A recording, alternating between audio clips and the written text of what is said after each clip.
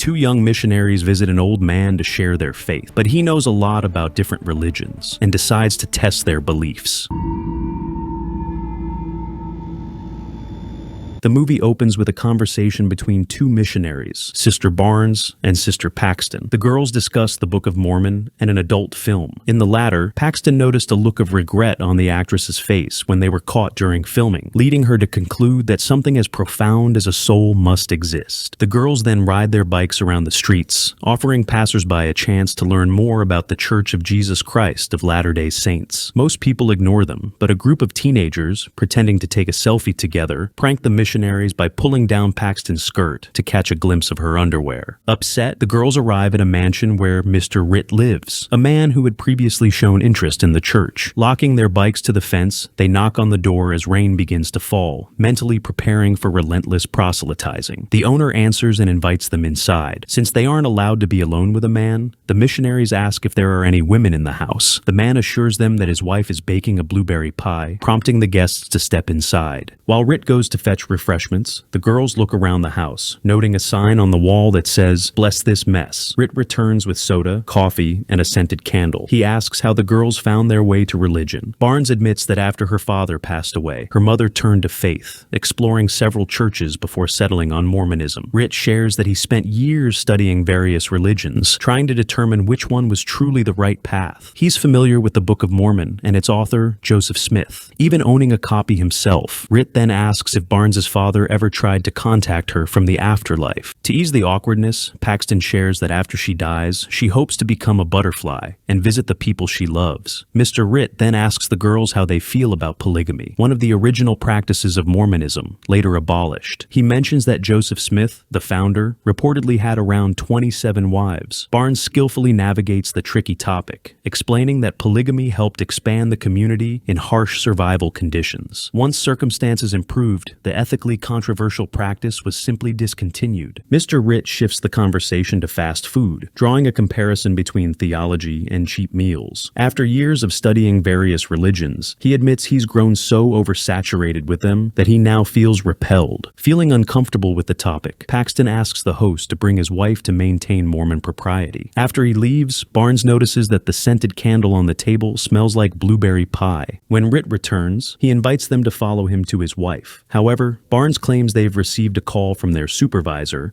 asking them to leave. Ritt steps away to give them privacy to talk. The girls decide it's time to escape from their overly chatty host. But the key to their bike lock is in the coat he took earlier. They decide to leave their bikes and walk, but the door's locked. When the lights go out due to the storm, the girls head deeper into the house, to the library where Ritt is waiting. He tells them he's not planning to keep them there, as he's busy dealing with a leaky attic. The girls' coats hang on the back of a chair. After grabbing their clothes, the missionaries search for the key. It has mysteriously moved from Barnes's pocket to Paxton's. The guests ask the host to open the front door. He explains that the lock is on a timer and won't open until morning. They'll have to exit through the back doors, of which there are two in the library. Before they leave, Ritt admits he figured out their ruse. No one had called them. The house is made of metal, blocking the cell signal. When they ask him to call his wife, Ritt questions whether the girls believe in the existence of his wife, despite the numerous indirect signs that he's lying. He admits he's lying to illustrate a point. Just because something is said convincingly doesn't make it true. The host offers the girls a choice of which door to go through. Barnes opens one, looks inside, then closes it and moves to the other, behind which is a staircase leading down to the basement. Paxton checks the first door, which also has steps going down. The girls inform him that the elder will be looking for them, and indeed, he is going through the list of missionaries, noticing that two haven't returned yet. Ritt explains that there's a cliff behind the house, with a passage beneath it, and they need to go down. However, to figure out which door leads there, they must make a choice. To make his point, the host puts on a show for the guests. He sets a vinyl record spinning and pulls out several boxes of Monopoly, each from a different edition, stacking them on the table next to symbols and sacred texts from three religions, Judaism, Christianity, and Islam. Ritt explains that board games and religions are different iterations of the same original material, much like the song playing in the background, the original version of which few have heard, while the cover by Radiohead gained much more popularity. Mr. Ritt asks why the later versions became more popular. Christianity surpassed Judaism, and Monopoly, a knockoff of landowners' games, became a global brand. He points out that in the world's major religions, there are more than 10 deities born on December 25th, 25th, Christmas Day, and the myth of a resurrected Messiah predates our era by 1,000 years. Echoes of this myth still resonate in modern culture, even in pop phenomena like Star Wars. The host answers his own question. It's all about marketing, about preachers like Sisters Barnes and Paxton, who go door to door spreading their faith. After finishing his presentation with a dramatic knockover of the visual aids, Ritt writes belief and disbelief on the doors, offering the girls a choice of which one to exit through. While he switches the record on the phonograph, Barnes picks up a letter opener lying on some documents and hides it in her pocket. Paxton decides to play along with the host, choosing disbelief, pretending his words have convinced her. However, Barnes refuses, arguing with the host and reminding him that while religions share similar elements, they also have many differences, and the metaphor with the board games is offensive. She offers a few more unconvincing examples based on emotion rather than facts, including the physical differences between Egyptian gods and Christian ones. Then, the friends descend together through the door marked belief. Mr. Ritt closes the door behind them, forcing them to light their way with their phones. At the bottom of the stairs, there's another door leading to a basement with a high leaky ceiling, a table, a chair, and a second door with the label disbelief. Realizing they're trapped, Paxton almost panics. Barnes prefers to act. She drags the table and chair over to the window to reach it, but the height isn't enough. The best she can do is rip off a wooden stick with nails. Hearing footsteps, she quickly puts the furniture back in place. With no one entering, Barnes hands Paxton the concealed knife, agreeing that she'll strike Ritt when she hears the code word. A figure in a hooded cloak enters the basement with a flashlight and a plate of blueberry pie. The visitor sets the pie on the table and shrinks into a corner. The missionaries hear music through the intercom system. Mr. Ritt has turned on the phonograph, arranging figurines of the characters in a miniature replica of the mansion while carving a new participant out of wood. While he's occupied, Barnes quietly slips through the door, the visitor left open, and heads upstairs toward the disbelief door. Through a crack under the door, she sees matchboxes strewn across the carpet, but has no time to do anything about it. The homeowner makes contact. Back in the basement, Barnes talks to Ritt. He claims that the hooded figure is a true prophet of God. Ritt insists that after years of searching, he has found the true religion and that all others are just distant echoes of it. As proof, Ritt intends to demonstrate to the girls, who act as witnesses, the real miracle of the resurrection. The girls watch as the prophet sits at the table and eats the poison pie, collapsing face down afterward. The host asks the captives to check for a pulse and breathing to confirm the woman is dead, despite her random muscle spasms. Barnes checks for breath and confirms that the woman is indeed dead. While they wait, Ritt explains that once resurrected, the woman will share what happens after death. The wait is interrupted by an unexpected knock at the door. The Mormon elder, searching for his subordinates, follows their trail. The missionaries run upstairs, preparing to scream, but it's pointless. Ritt shuts the doors before unlocking the hidden lock on the front door. He lies, claiming he hasn't seen anyone, while the captives try to pull the matchboxes from the carpet through the crack, hoping to start a fire and signal with the smoke. As the Mormon walks past the fence where the bikes have disappeared, the captives manage to reach the matches and grab a few. As they head downstairs, Paxton notices that the woman's body is lying in a different position, but Barnes urges her not to get distracted. They strike the matches against the stone wall, trying to light a piece of cloth. Suddenly, the woman wakes up, interfering with their attempt. After vomiting up the lit match, she claims to have seen a blinding light and clouds, concluding that it was all unreal. Ritt then comes downstairs to take the resurrected woman outside. Afterward, he asks the captives what she said. He insists that the afterlife exists, that he has irrefutable evidence, and that the girls can personally witness it. However, Barnes doesn't believe him. She thinks the man just wants to persuade them to willingly accept death. She shares that she experienced clinical death as a child and saw something similar to what the woman described. It's a typical near-death hallucination, one that many who have died and come back report. While distracting Mr. Ritt, Barnes argues that what happened wasn't a miracle, but just a simple trick. After this phrase, the point of the knife slits throat, but it is not Paxton who cuts Ritt, but he himself who cuts the defiant Barnes. Seeing her bleeding to death, Paxton panics and runs for the exit, but the upstairs door is locked. When she returns, she sees Ritt, who insists that her friend will soon be resurrected. When nothing happens, he makes an incision on Barnes's arm, where the scar is visible, and pulls some kind of object from the wound. The man explains that this is the whole point. Barnes isn't real. She's a program, so she can't be resurrected. He elaborates that the world is governed by the concept of the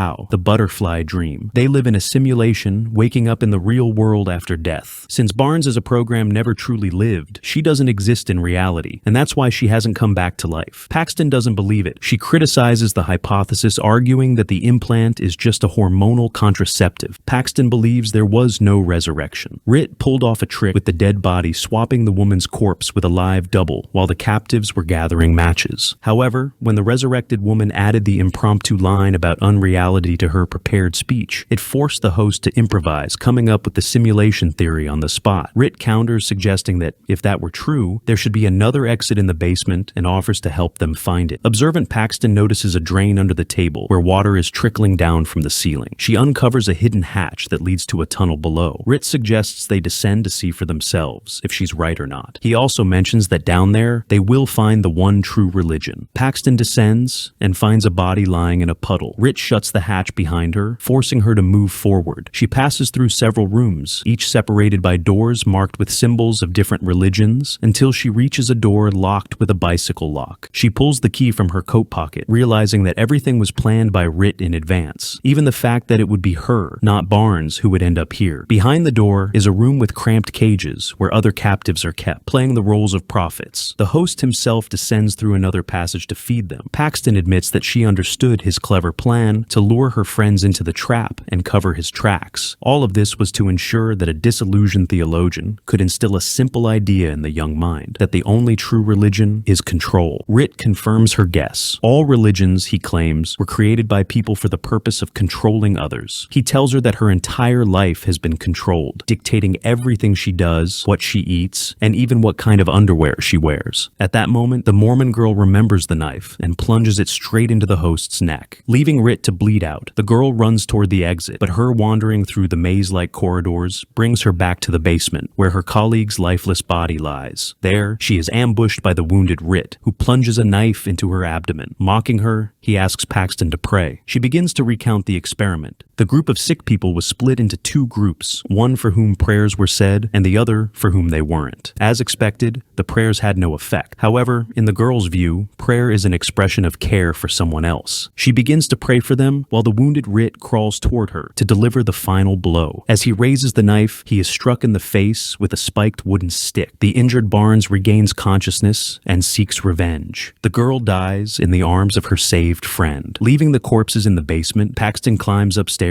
where she studies a model of the house and finds the exit. The girl walks through the pristine snow, heading toward the dawn of her new life. Bent in pain, she notices a butterfly that has arrived out of season. It lands on her hand, just as Paxton had dreamed of doing after her death. Suddenly, the butterfly disappears, like a near-death hallucination of a dying brain. The film ends on this intriguing note. Thanks for watching. If you enjoyed this recap, like, comment, and subscribe for more. See you next time.